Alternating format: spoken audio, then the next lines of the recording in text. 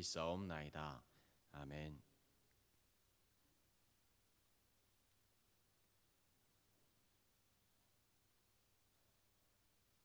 오늘 함께 나누실 하나님의 말씀은 이사야 12장 1절부터 6절까지의 말씀입니다.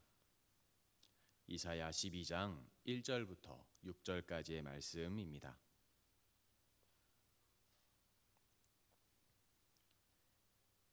한 절씩 함께 읽어 내려가도록 하겠습니다. 그날에 내가 말하기를 여호와여 주께서 전에는 내게 노하였사오나 이제는 주의 진노가 돌아섰고 또 주께서 나를 안위하시오니 내가 주께 감사하겠나이다 할 것이니라. 보라 하나님은 나의 구원이시라. 내가 신뢰하고 두려움이 없으리니 주 여호와는 나의 힘이시며 나의 노래시며 나의 구원이심이라. 그러므로 너희가 기쁨으로 구원의 우물들에서 물을 기르리로다. 그날에 너희가 또 말하기를 여호와께 감사하라. 그의 이름을 부르며 그의 행하심을 만국 중에 선포하며 그의 이름을 높다 하라. 여호와를 찬송할 것은 극히 아름다운 일을 하셨음이니 이를 온 땅에 알게 할지어다. 시온의 주민아 소리 높여 부르라. 이스라엘의 거룩하신 이가 너희 중에서 크심이니라 할 것이니라. 아멘. 오늘 하나님의 말씀 읽기, 한마음으로 말씀 읽기죠. 한마음으로 말씀 읽기는 이사야 11장부터 15장까지의 말씀을 함께 나누는 날입니다. 그 중에서 저는 12장의 말씀을 가지고 나왔습니다. 이 말씀들을 저희에게 매일 주시는 이유는 하나님의 말씀 안에서 사랑이 무엇인지 그리고 하나님의 은혜가 무엇인지 아마 저에게 고백하는 시간이 되라고 말씀하시는 것 같습니다. 이사야 11장에서는 왕이신 그 메시아에 관한 이야기, 예언들이 나옵니다. 메시아가 다윗의 집에서 일어날 것이다. 메시아가 그의 큰 일을 할 수 있도록 능력이 주어질 것이다. 메시아의 통치가 공의롭고 공평할 것이다. 그리고 메시아의 나라는 화평할 것이다. 이방인들은 메시아의 나라에 들어와서 유대인들 중 남은 자들과 더불어 그 나라에서 하나가 될 것이다. 하나님은 곧 메시아와 관련된 이 모든 것의 모형으로 히스기야의 탁월한 통치를 그들에게 보여줄 것이다. 유대 백성은 사네립의 침략이 무산된 후에 히스기야의 치하에서 히스기야가 다스리는 그 중에서 평강을 얻고 그들이 태평성대를 누릴 때에 흩어졌던 10지파에 속한 많은 자들이 유대 땅으로 그리고 다시 돌아올 것이다 라고 이야기를 하고 있습니다. 12장에서는 그 앞장에서 이야기했던 것들, 이스라엘 땅에 이스라엘이 애굽 땅에서 그 나오던 날에 받은 구원의 비유가를 이야기를 하면서 앞장을 마무리를 하게 됩니다. 그때 모세와 이스라엘 자손이 하나님께 영광을 돌리는 찬송을 했던 것처럼 이스라엘 사람들이 이새의 뿌리가 만민의 그 앞에서 하나님께 기뻐서 찬송할 것이다 라고 이야기를 하고 있습니다. 각자가 참여하게 될 것을 감사하면서 하나님 앞에 찬송의 노래를 부르게 될 것이고 내가 말하기를 여호와여 내가 주께 감사하겠나이다 하리라 라는 그 고백처럼 자기들이 스스로가 감사하게 될 것이다 라고 이야기를 하고 있습니다. 그리고 감사의 찬송을 함께 나누게 될 것이고 모든 사람들이 하나님의 축복을, 은혜를 경험하게 될 것을 이야기를 하고 있습니다. 13장에서는 지금까지 이스라엘 예언자가 예언해왔던 12장의 이야기와는 조금 다른 이야기로 이어지고 있습니다. 지금까지는 이스라엘 백성들을 이렇게 세우실 것이다, 이렇게 사용하실 것이다, 이렇게 만드실 것이다 라고 이야기를 했던 반면에 13장부터는 이스라엘 이외의 나라들, 이스라엘을 침략했던 나라들, 핍박했던 나라들을 하나씩 이야기하시면서 이들을 이렇게 사용하실 것이다, 아니 이들을 이렇게 심판하실 것이다, 이렇게 다스리실 것이다 라고 이야기를 하고 있습니다.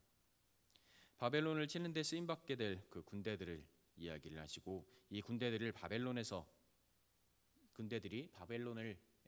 하게 될 일들을 이야기하십니다.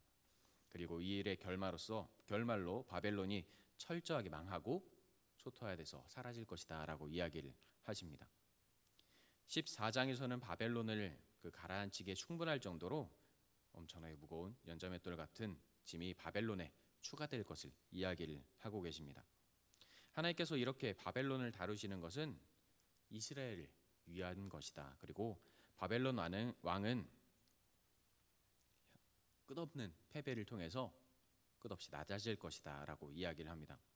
바벨론 사람들은 모두 끊어지고 없어질 것이고 먼 훗날에 바벨론이 멸망에 관한 이야기, 그리고 바벨론을 침공한 아수르가 또 역시 멸망할 것이다 라고 이야기를 합니다. 그리고 히스기야가 블레셋 족속을 물리치려는 것을 이곳에서 예언을 하면서 히스기야의 백성은 여러 유익을 얻게 될 것을 이야기를 하고 있습니다. 15장에서는 모압에 관한 경고, 그리고 모압이 장차 황폐해질 것을 이야기를 하고 있습니다. 모압은 아브라함의 친척이자 종로였던 룻의 후손들이었고 어떻게 보면 이스라엘 백성들과 가까운 나라 중에 하나였습니다. 이스라엘 사람들은 모압을 멸망을 시킬 수 있었지만 하나님께서 정하심을 따라서 그들을 멸망시키지 않았습니다. 하지만 이스라엘과 함께 하고 있었던 모압은 자주 이스라엘에 해를 끼치고 있었고, 모압 사람들은 그 하나님의 심판을 통해서 큰 탄식을 얻게 될 것을 이야기를 합니다. 그리고 그 탄식을 통해서 경험하게 될 재난들에 대해서, 어려움들에 대해서 15장에 대해서 이야기를 하고 있습니다. 오늘 12장 말씀 중에 1절부터 한 절씩 나아보게 되면 하나님께서 이스라엘 사람들에게 어떤 축복을 내리실 것이다가 아니라 이스라엘 사람들이 하나님께 이렇게 찬양하고 싶습니다라는 고백의 시작이 나옵니다. 1절에 이렇게 고백합니다. 그날에 내가 말하기를 여호와여 주께서 전에는 내게 노하셨사오나 이제는 주의 진노가 돌아섰고 또 주께서 나를 아니하시오니 내가 주께 감사하겠나이다 할 것이라. 그날에 이제는 이스라엘 민족이 하나님의 진노에서 벗어날 것을 이야기를 합니다. 그날이라는 것은 아직 돌아오지 않은 날입니다. 내가 하나님께서 나를 구원하시는 날, 하나님께서 나를 돌보신다라고 생각되는 그 날에 하나님께 찬양하겠습니다. 이제 내가 포로가 아닌 자유를 얻게 될 것입니다. 하나님께서 나와 함께 하시기 때문입니다. 하나님의 품으로 돌아와서 내가 찬양하겠습니다. 하나님께서 나를 위로하실 것입니다. 하나님께서 나를 사랑해 주시고 지켜 주실 것입니다. 더 이상 나에게는 고통이 없을 것입니다 라고 이야기를 하고 있습니다. 자신은 아직 경험하지는 않았지만, 자신은 아직 그런 것들을 경험하지 않았지만 분명히 하나님께서 나를 사랑하실 것입니다 라고 이야기를 하고 있는 것입니다. 2절에서는 보라 하나님은 나의 구원이시라 내가 신뢰하고 두려움이 없으리니 주 여호와는 나의 힘이시며 나의 노래시며 나의 구원이심이라. 이스라엘 백성은 하나님의 사랑을 끝없이 경험한 백성이었습니다. 자신이 지금까지 받지 못했던, 아니 받아보지 못했던 그 사랑을 내가 경험하게 됐습니다 라고 고백하는 것입니다. 아수르가 침략해서 이스라엘이 망하고 나의 이웃이, 나의 사랑하는 자들이 포로가 되었을 때, 고통당할 때 분명히 나는 두려웠습니다. 무서웠습니다. 하지만 이제 하나님께서 나를 구원해 주실 것입니다. 내가 하나님과 함께하기에 두려울 것이 없습니다. 하나님께서 나의 힘이시고 나의 노래이시고 나의 구원이 되실 것입니다. 내가 하나님을 의지하겠습니다. 하나님께서 나를 지키실 것입니다. 나를 돌보실 것입니다. 하나님께서 지금 나에게 해주신 것이 없다라고 사람들은 이야기할지 모르지만 내가 하나님을 의지하고 있습니다. 하나님께 지금 고백하고 있습니다. 하나님께서 나를 보호하시기 때문입니다. 하나님께서 나를 지켜주시기 때문에, 하나님께서 나에게 어떤 축복을 내리셨기에 내가 찬양하는 것이 아니라 하나님께서 나는 지금도 찬양할 수 있습니다. 하나님께 나는 지금도 고백할 수 있습니다. 하나님께서 나와 함께 하심을 나는 알고 있습니다. 나는 이미 하나님과 함께하는 사람입니다 라는 것을 이들은 알고 있었습니다. 3절에서 이렇게 이야기합니다. 그러므로 너희가 기쁨으로 구원의 우물들에서 물을 기르리로다. 이 이야기는 민수기 21장에 나오는 광야 생활에서 하나님께서 물을 주시는 이야기 중에 하나에서 나왔던 이야기들입니다. 광야에서 하나님께 단련받고 어려움을 경험했던 이스라엘 민족은 브엘이라는 지방에서, 우물이라고 불리는 그 지방에서 하나님께서 주시는 그 하나님의 사랑의 우물을 경험했습니다. 그들은 수십만 명의 사람들이 다른 사람이 파놓은 우물에서 물을 겨우 길어서 목을 축이는 정도로 매일매일 생활했을 것입니다. 때로는 하나님께서 명령하신 그 돌에서 반석에서 쏟아져 나오는 물로 하나님의 사랑을 경험했을지 모르지만 아무리 많은 물이 쏟아져 나올지라도 수십만 명, 수백만 명의 사람들이 충분한 물을 경험하는 것은 힘들었을 것입니다. 하지만 하나님께서 내가 너에게 물을 주겠다 말씀하신 이 지역에서 그들은 충분한 물을 경험했습니다. 충분한 쉼을 경험했습니다. 하나님의 말씀에 의지해서 자신들이 직접 하나님의 우물을 파기 시작했습니다.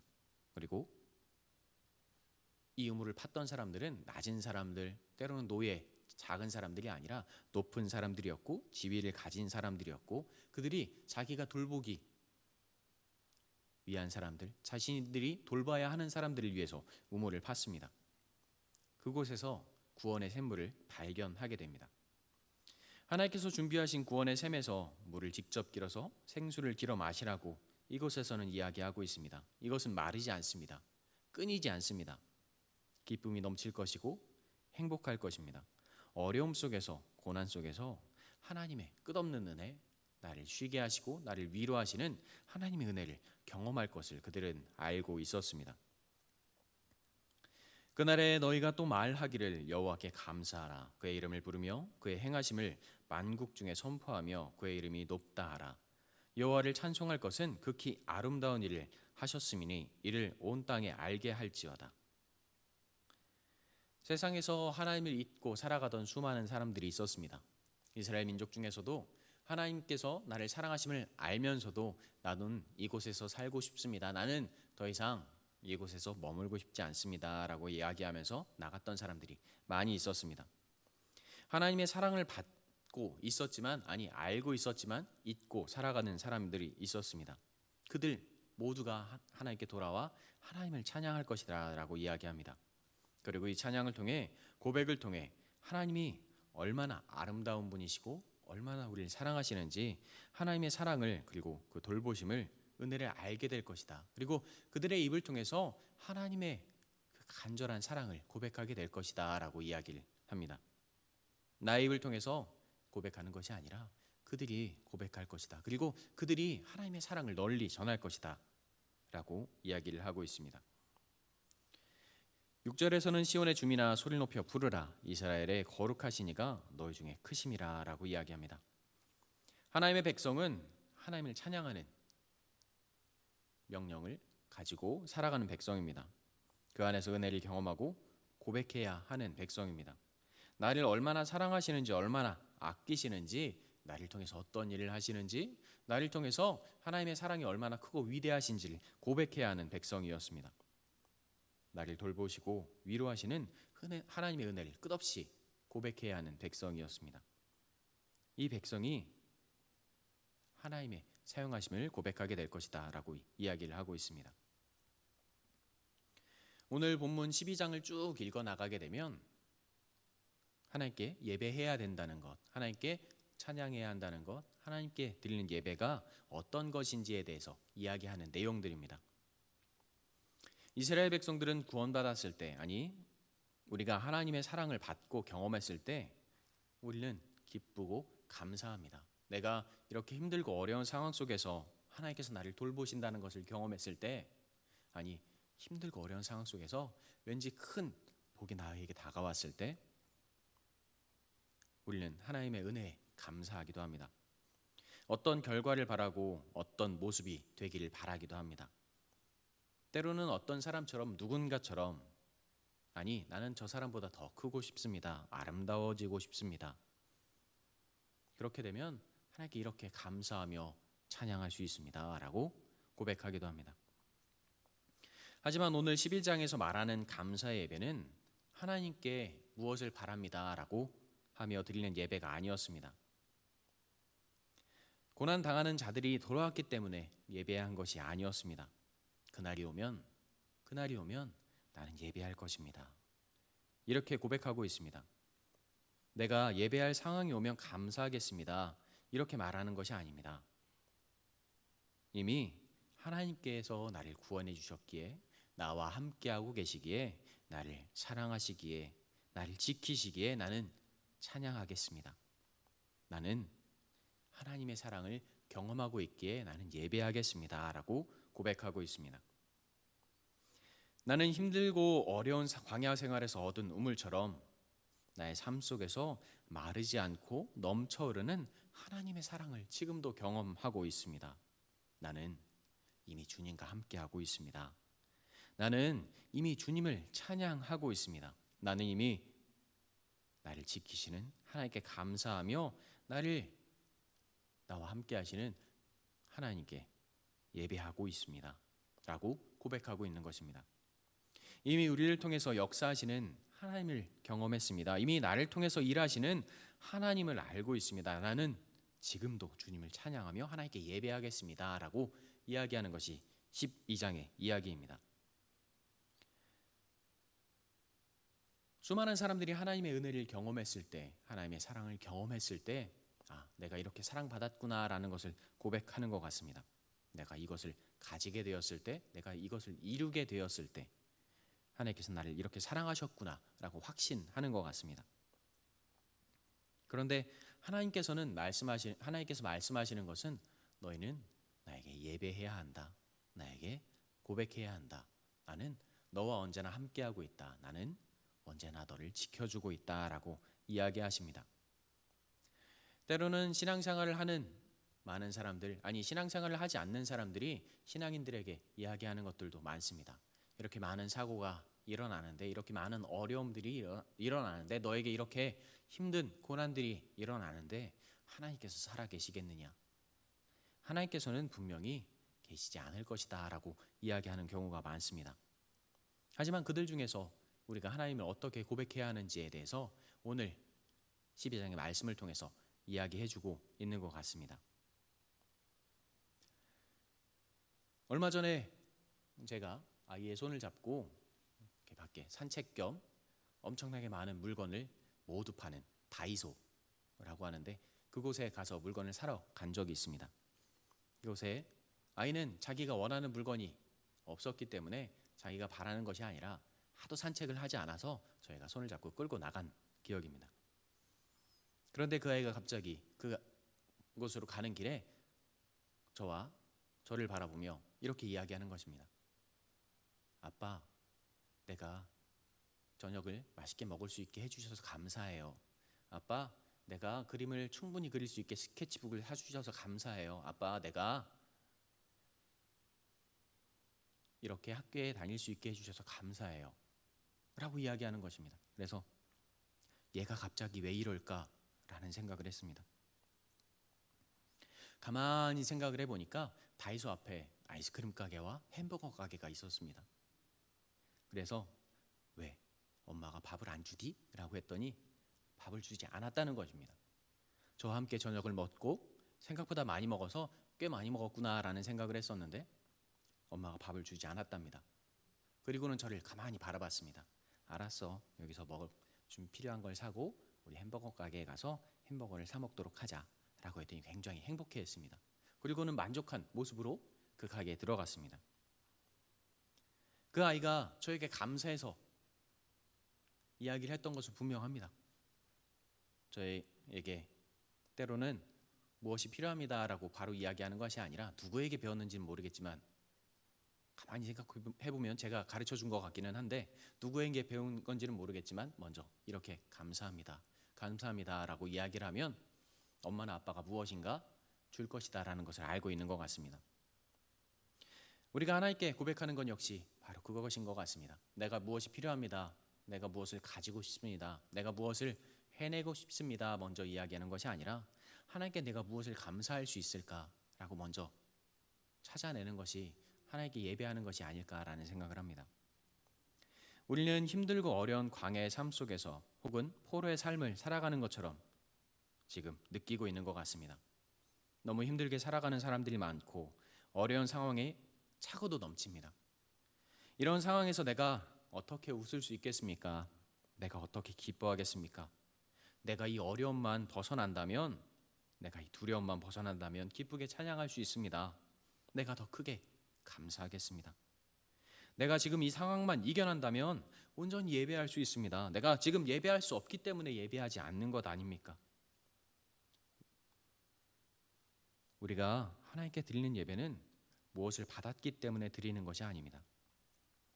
저희 아이가 이야기했던 것처럼 부모에게 어떤 선물을 받았기 때문에 부모를 사랑한다, 의지한다라고 이야기하는 것이 아니라 나는 언제나 너를 지켜줄게. 나의 뒤에서, 때로는 나의 옆에서 나의 고난을 대신 지시는, 나의 위로를 나를 대신 위로하시는 그 부모의 등을 보고 경험하기 때문입니다. 우리는 하나님의 따스한 품 안에 있습니다. 주님의 크신 사랑 안에 있습니다. 그렇기 때문에 우리는 항상 감사할 수 있습니다. 우리는 기쁨이 넘칩니다. 우리는 지금도 이곳에서 예배할 수 있습니다. 이런 감사의 예배가 가득한 우리 도남동 교회가 되시기를, 그리고 성도님들이 되시기를 간절히 소망합니다. 함께 기도하겠습니다. 언제나 우리를 사랑하시는 하나님 감사합니다. 때론 힘들고 어려운 상황 속에서 주님께 예배하는 것, 주님께 찬양하는 것, 주님께 기도하는 것이 두려울 때가 많습니다. 하지만 그 어려움 속에서도 주님께 예배하는 것만은, 주님께 기도하는 것만은, 주님께 찬양하는 것만은 잊지 않을 수 있는 우리가 되게 하여 주시옵소서. 나에게 무엇을 주셨기에 감사하는 것이 아니라, 나와 함께 무엇을 해내셨기에 감사하는 것이 아니라, 나는 하나님께 감사하기에 함께할 수 있습니다. 나는 하나님께 감사하며 예배하기에 하나님께 기도할 수 있습니다. 나는 하나님께 감사할 것이 차고도 넘치게 하나님의 사랑을 전할 수 있습니다 라는 고백을 할 수 있는 우리가 되게 하여 주시옵소서. 나에게 주셨기에 하나님께 예배하는 것이 아니라 나와 함께 하시기에 하나님께 감사할 수 있는, 기도할 수 있는 우리가 되게 하여 주시옵소서. 언제나 우리를 지키시고 함께 하시고 위로하시는, 나의 손을 잡으시고 나를 안으시고 나를 품으시는 그 주님의 따스한 사랑을 고백하는 우리가 되게 하여 주시옵소서. 언제나 우리를 지키시고 함께 하시는 우리 구주 예수님의 이름으로 기도합니다. 아멘.